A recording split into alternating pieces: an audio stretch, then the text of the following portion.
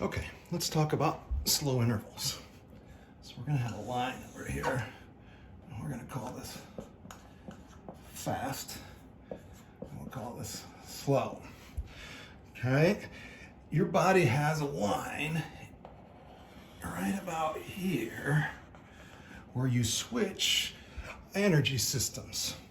So when you're running slower than this line, you are burning glycogen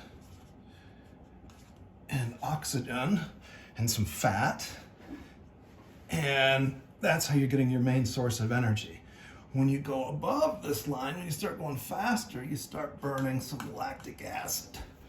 Okay, so when we do pace intervals and hundreds and those kinds of things, we're all up in here. We're using the lactic acid as our primary source of energy, and we can't go very far with that, obviously.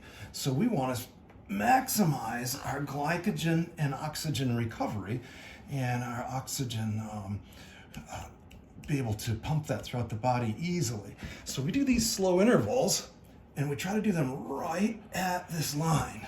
So your line is 85 seconds on the track, or about 89 seconds on grass. I always had 4 seconds per quarter for grass. So that's why I picked the 89 seconds. Now I got that number from all of your hard runs and the longer hard runs, and I looked it up on my old chart. So slow interval workout, what we do is we warm up, and then you're gonna come up here. Let's see. You're gonna come up to your first 400, and we're gonna have you run right along that line. And then we do a jogging rest. So jogging rest, you're gonna slow down a bit. And then we go right into the next 400, and then the next 400, and then the next 400, and then we do a long rest. We do a double rest after every 4.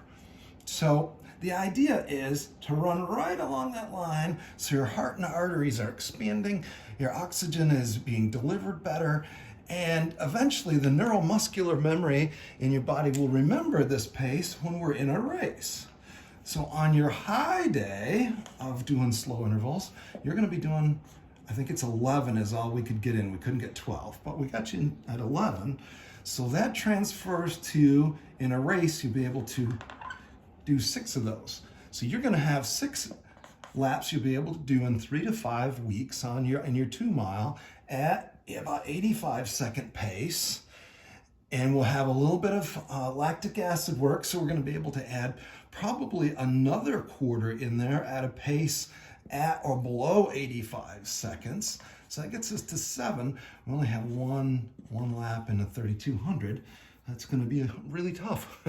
And you'll see it'll be lap 7, because you're going to come through 6 of these pretty well. And then lap 7, you're going to have to really work. And lap 8's going to take care of itself with some lactic acid. So that's why we do these things. Do not break the speed limit today. You've got your 89 right here. If you come through at 80, 79, that's not going to be good. So I'd rather you came through a little bit slow rather than fast. So if you come out and you say, wow, I was at 110 seconds for the first one. Well, that's not good, but you know that you have to go faster, all right? So you just adjust. I bet your body will be pretty close to the 89. You should be running fast enough that you can't really talk to a friend if you're right next to them. All right, hope that makes sense. As we progress, and this workout gets easier, just trust me, it's gonna get easier someday, but right now it's gonna be really hard. We'll cut this rest down to like a 300 instead of a 400. And then this one will be a 600. And then we might be able to pop in 12 instead of 11. So the high SI day is gonna replace your long run day. So when you do your high SI day, it's gonna be your long run day. Low SIs you're gonna learn to really like, because the workout just goes and you're done, and it feels really good. Eventually you'll be able to recover from the lows, and the next day you feel the best you will all week. Thanks.